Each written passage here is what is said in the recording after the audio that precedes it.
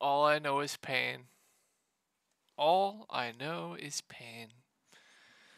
You guys just don't even understand. All I know is pain. But if you don't know who I am, my name is Shook. I make videos for NBA. All of these videos get posted on this subreddit right here called DF Sports. I make updates with all of the news that comes out. You can talk strategy here. People ask me questions. I will always respond to you. Stuff like that. Great place to check out if that is something you are interested in. So, if you ever need to get a hold of me privately, you can do so on Twitter at ToryLangley1992. Just be prepared. If you do follow me, I tilt a lot on Twitter. So, just be warned. If you follow me on Twitter, you'll see a bunch of this. Just tilting. Just tilting, tilting, tilting. Absolute tilt. So, just fair warning. Fair warning. But if you ever need to get a hold of me, just message me. I'll always respond to you. So I know a lot of people don't get reached back out to. I make that a priority. Like for on Reddit too. Make it a priority. I will always reply to you guys. The fastest way is definitely posting on Reddit, but it's a priority for me. I'll always try to get a hold of you guys. So let's take a look at my lineup from tonight, and it's been I don't know what to say. Like it's been okay since the All-Star break. I cashed the day after the All-Star break. I miscast the second day. I cashed the third day. Then I went on a 4-day drought, and then 4-day drought, 4 or 5 day drought, and then I think it was 2 days ago I cashed for like $300 or $400, and then I lost it. It's just been so up and down since the All-Star break, and just all I know is absolute pain. All I know is pain. Like the core that I had for today was Emmanuel Quickly, Mo Wagner. He absolutely smashed. Tyus Jones was fine. Who else did I have as a core play? Tyrese Maxey was a core play for me. He absolutely smashed. So it was Maxey, Quickly, Mo, and Tyus Jones. All of them reached value. 2 of them broke the slate though. But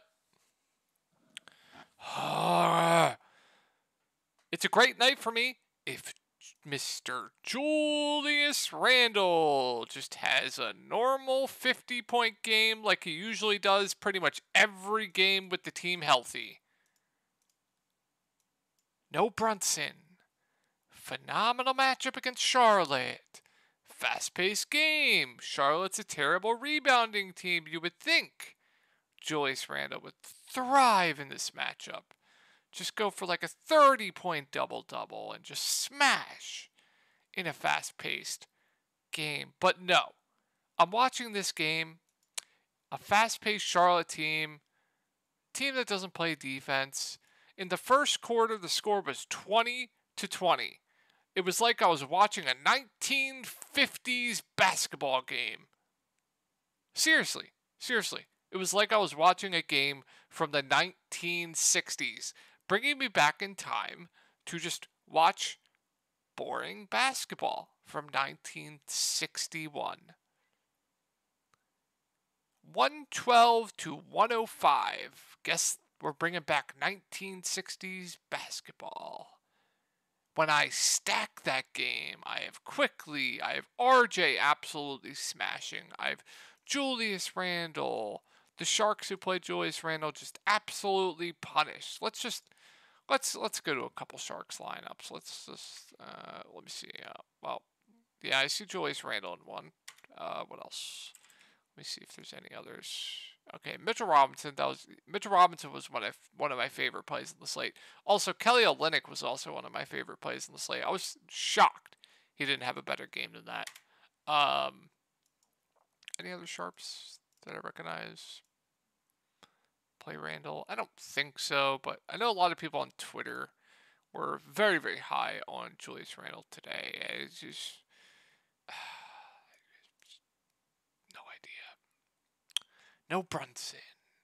I just need like 50 fantasy points to cash in a phenomenal matchup. Plays huge minutes. Averages under a fantasy point per minute for Julius Randle in a phenomenal matchup with no Jalen Brunson. No one, and I mean no one, runs worse. Low-owned DeAnthony Melton. Absolutely breaking the slate. I'm like, okay. And I talked about this in my live stream. I did a private live stream today. I was incredibly high on DeAnthony Melton today. I said he was going to be very low-owned. He has 40 fantasy point upside. No one's going to play him.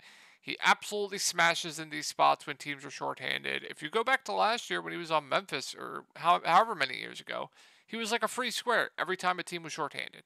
And he had like, I don't know, 18 fantasy points in like the first quarter or by half, and random, massive blowout to bail out the faders. Anthony Davis. This guy, man, is just made of glass. He gets hit in the nose and just bleeds everywhere. Just unbelievable. Unbelievable. Emmanuel quickly was massive chalk. I'm not going to tilt about that, but unbelievable stuff. Unbelievable. Also, can we talk about Chris Middleton? Let's talk about Chris Middleton. I get he was a great play. He was a great play. He was a great play. Disregarding ownership. We got no news about a limit though. I don't know if I can click on a 6.5K player at 40% when he's only going to play 25 minutes. Like nobody projected Chris Middleton for 30 minutes. His projection was either 25 or 27 minutes. I guarantee you nobody projected Chris Middleton for 30 minutes. So, great play. I thought it was an easy fade though in GPPs. Javon Carter, I saw people saying Javon Carter was bad chalk. I completely disagree. I thought Javon Carter was a great play. Cole, this motherfucker. I play him here with no Franz Wagner, however you say his name. Team to himself. Shoots 2 of 9. Gets benched. Only plays 24 minutes. Now you have the team healthier in an awful matchup. Well, I guess it's better without Giannis and Drew. Absolutely breaks the slate. Mr. Josh Giddey. Where is Mr. Josh Giddey? Finally don't play him with the team healthy, and he absolutely nukes the slate. What else am I missing? Someone played Reggie Bullock. Alright, bro. What else am I missing? I feel like there's more guys. I gotta tilt about more stuff. I really do. Because this... I am so tilted from Julius Randle. I just need to tilt a little bit more. Scroll past this if you don't want to hear any more tilt. I think that's it.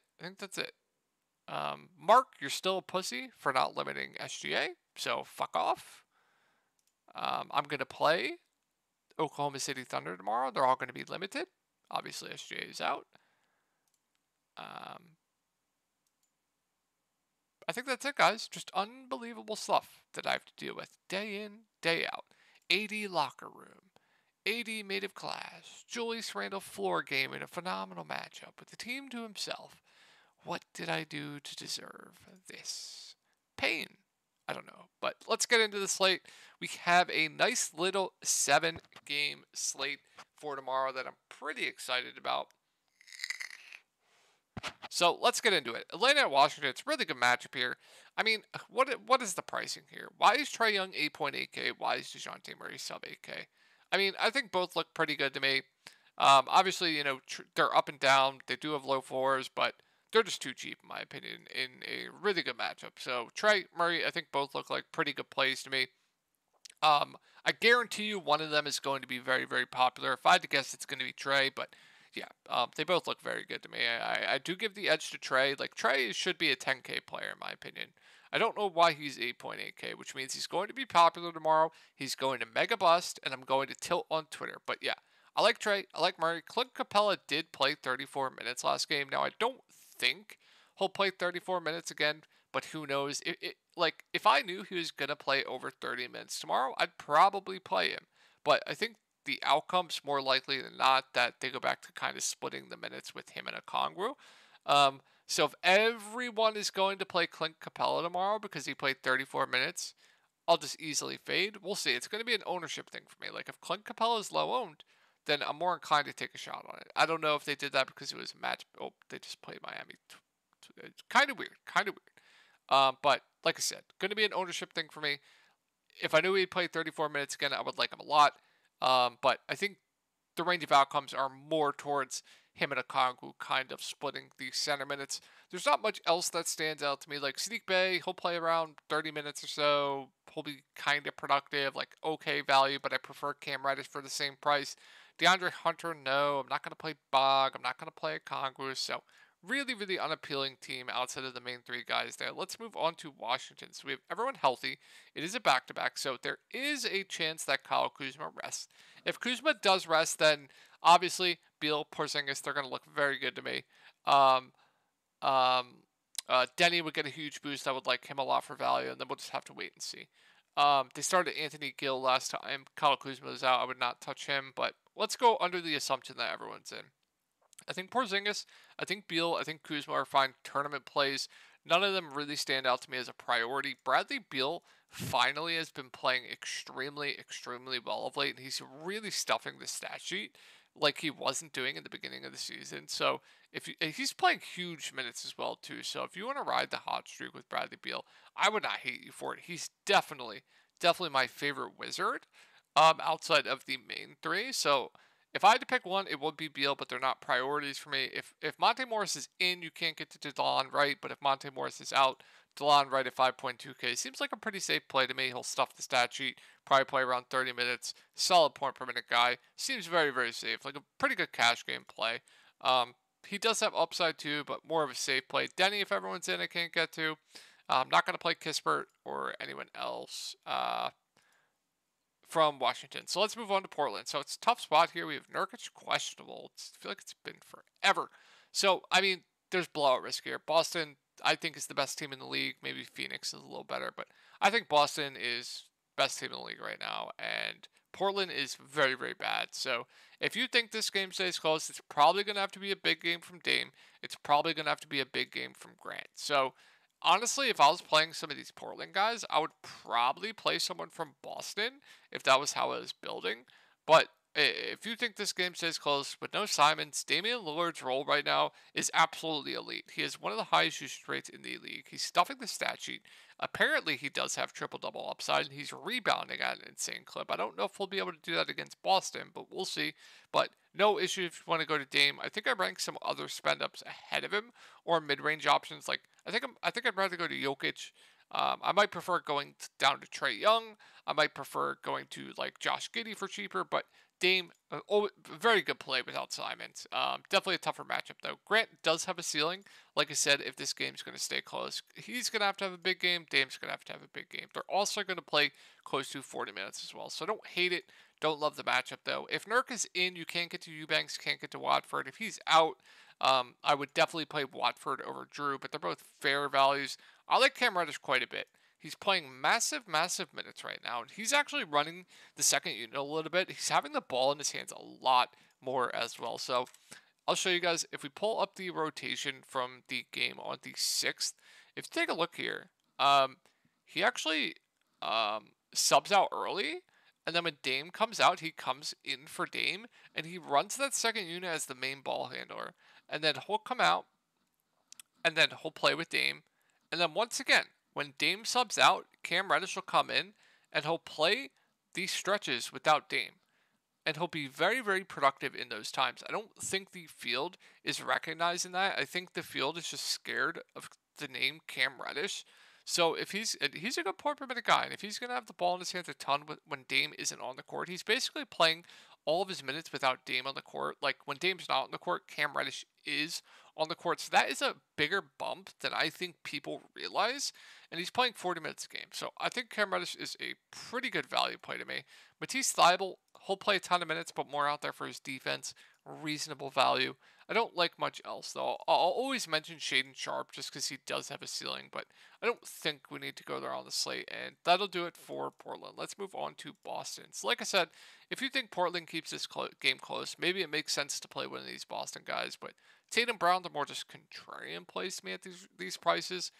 Tatum's price is appealing now that it came down a little bit. So I think he's solid. Jaylen Brown, I'd much rather just go to Tatum for $1,000. Excuse me, guys, $1,000 more.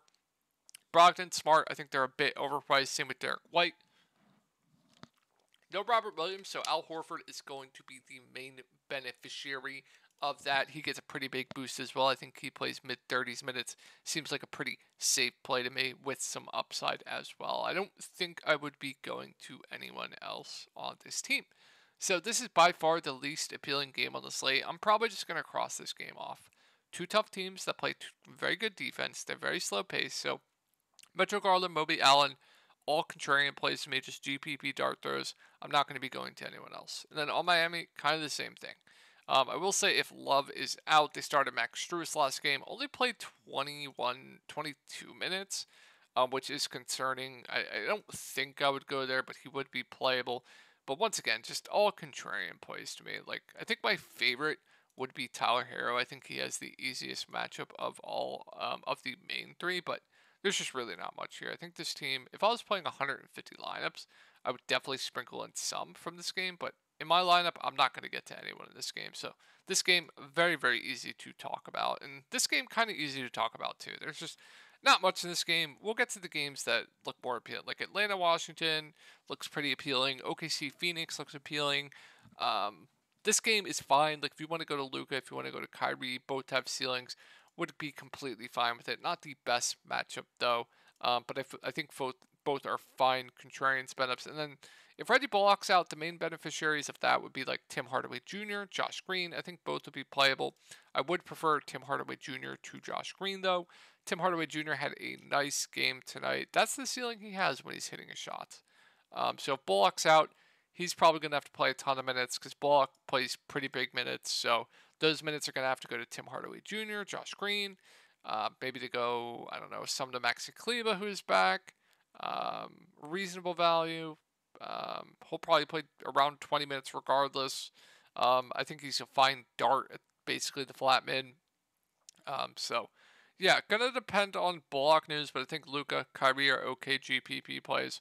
I think Tim Hardaway Jr. is interesting if Bullock's out, and then I think Kleber is a viable dart throw for GPPs. So no Zion, it's not the best matchup. Like Ingram, CJ, they're both fine for me. I'm not going to go out of my way to play either at their prices, but they both will play huge minutes. Brandon Ingram's role right now is very, very, very solid. So, yeah, with the amount of minutes he's playing right now, with how he's stuffing the stat sheet as well, I think he's an okay play, like I said.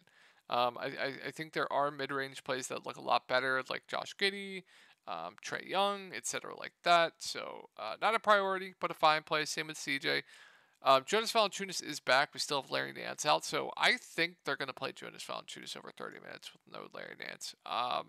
He actually played 32 minutes and he got pulled early in a blowout here, if I recall correctly. So I like the ceiling quite a bit on Jonas Valanciunas with no Larry Nance if they're going to continue to play him over 30 minutes. So I do like Jovel. We do have Josh Richardson coming back, so that kind of takes Trey Murphy, Herb Jones, Najee Marshall kind of out of play for me. So that'll do it for that game. Let's move on to Chicago. So tough spot here. Not much stands out. Denver is very, very tough against shooting guards. They're very, very tough against forwards. They struggle against point guards, but like I don't think I can get to Pat Bev, Kobe White, Caruso, those guys. If I were going to go to one, it would be Patrick Beverly at 4.1K, but it's just gross. Like I said, Denver is very good against forwards, shooting guards. They're tough against centers, if I recall correctly as well. So not good spots for these Chicago guys. But if I were to take a shot on one, it probably would be Levine or DeMar. Not too interested in Vooch, although the price is intriguing. Matchup not the best, but like I said, and then the guards like Pat Bev, he's playable. He'll probably play around 30 minutes, but Very, very low usage, even though guards have done well against Denver, like very, very well against Denver. I'm pretty positive on that. If you want to fact check me, go for it. But not much standing out on Chicago. And there is a value play that I think is quite sneaky tomorrow. Quite sneaky. But Jokic, I don't know why the price came down. Probably because he had a bad game. But I like the matchup a lot. I think he could absolutely feast here. Chicago gives up a ton of assists as well, so you could just see a massive triple-double from Jokic here. So I think he looks like one of the better spin-ups on the slate. Jamal Murray, like I said, Chicago gives up a lot of assists, so you could see close to a double-double for him. I think he's an interesting GPP play. Definitely have some interest. Aaron Gordon, no. MPJ seems like a pretty safe play at 5.8K, but the spicy value play I like here is KCP at 3.9K. It's just a price thing. And also, Chicago is awful at defending shooting guards. Let me just make sure of that. Team stats first position. Let me make sure I'm not tripping balls here. I'm pretty sure they are just god awful at defending shooting guards. Yeah, they're terrible at defending shooting guards. So, yeah. 3.9K KCP playing mid-30s minutes. You might see him drain like 7 threes tomorrow. Who knows? So if you want a sneaky value play, I know it's disgusting, but if he smashes tomorrow, I'm gonna victory lap so hard. I don't know if I'm gonna play him, but thought I mentioned KCP at that price tag. Just a price thing, and I think the matchup's good specifically for him. No, I won't. I don't like anything else. I got a spicy play on Oklahoma City Thunder too. We'll go for Phoenix first. Actually, I got a very spicy play on Oklahoma City for you guys. So Kevin Durant playing full minutes. He played 40 minutes. I don't think that went into overtime. Let me check though. Let's check. Did it go into overtime? No, it did not. So played 40 minutes in regulation. I'm fine taking darts on him. I really am. I think the role is going to be pretty good. Obviously playing alongside Booker, Chris Paul, like he's going to lose usage rather than he would in Brooklyn. But if he's going to play 40 minutes and sub 10K, I definitely do have some interest. Booker has had some very, very good games with KD on this team. I'll let others chase that. I don't think I'll be going there. It's a good spot, but 9.5K for him with KD in this offense seems about right. Oklahoma City Thunder has been getting destroyed by bigs, so I think Ayton honestly might be my favorite play on the Phoenix Suns. Chris Paul, no. Koji, no. Don't want to get to anyone else. So let's go over Oklahoma City. So you guys are all ready to get absolutely destroyed by Mark the Shitter tomorrow, right? Because I know why I am. No SGA, no Jalen Williams. Obviously, Poco isn't on this team, or he's out. So Josh Giddey, they ran an extremely tight rotation tonight. And we're all going to go to Oklahoma City Thunder tomorrow. They're going to run an 18-man rotation. Look at this rotation. They pretty much ran like a 7-man rotation tonight. We're all going to get fucked. I just know it. This is what I will say. If they run a similar rotation with no SJ and no Jalen Williams, I absolutely love Josh Giddey at 7.6K. I absolutely love him if they do that same rotation. But just know, there have been times in the past where everyone has gotten trolled. No SGA, Giddey, Dort, they're going to have to do everything for this team. I love Giddey. I think Dort's at a price point where you have to think about it, but I think he's a solid play. You're probably going to get Isaiah Joe in the starting lineup. I think he looks like a pretty good value, assuming they run a similar rotation. Jalen Williams probably played mid-20s minutes. Perfectly fine with him. Aaron Wiggins will probably start at 3.5K. I like him quite a bit for value. Let's get to the spicy value play. Let me just make sure. Let me just make sure I'm not getting trolled here, but I just need to make sure they don't have how many bodies they have. Inactive. Keep it out inactives.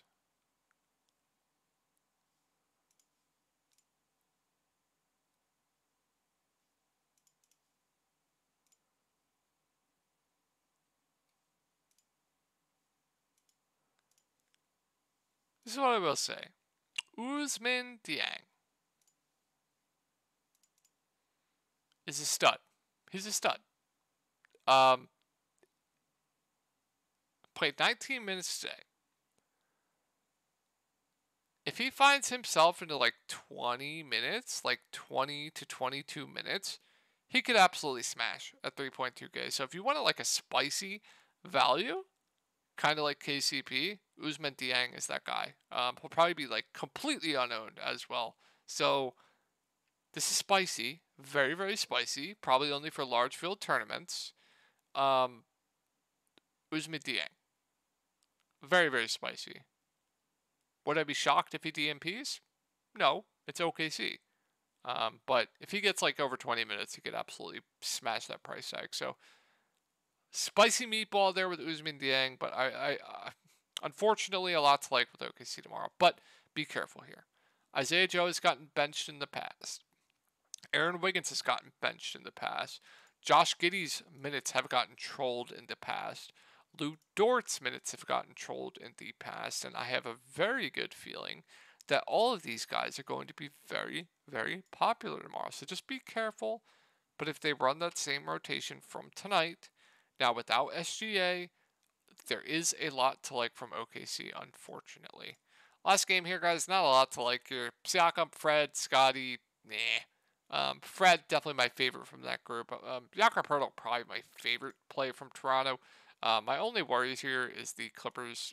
Actually, no. Mason Plumlee and Zubac probably split all the center minutes. We'll see, though. But I think Poeltl probably plays around 30 minutes. I think he's a solid play. Like I said, with Poeltl in this offense, Siakam definitely gets a big downgrade, so I don't like Siakam like at all. Fred VanVleet, 8.4K, does have a ceiling. He's my preferred option of the two. Like Jakob Poeltl, OG has had the biggest drop-off of anyone I've ever seen in my entire life. You couldn't pay me to play him right now. I won't be going to anyone else, though. On the Clips, they're just all GPP plays. Kawhi, PG, Westbrook, all GPP plays in a really tough matchup. If I had to pick between Paul George and Kawhi, now they're the same price, I would definitely lean Kawhi. Zubac, Plumlee, they'll split the center. It's not too much interest there. So I hope this video helped you out. Discord link will be down below where I have in-depth content going over the slate, player pools for cash, GPPs, maybe more private live streams where I go more in depth with stuff, give you my spicy GPP plays. It was a lot of fun. I did it today. Maybe I'll be doing that more in the future. So hope you guys had a great day today, and I'll talk to you all tomorrow.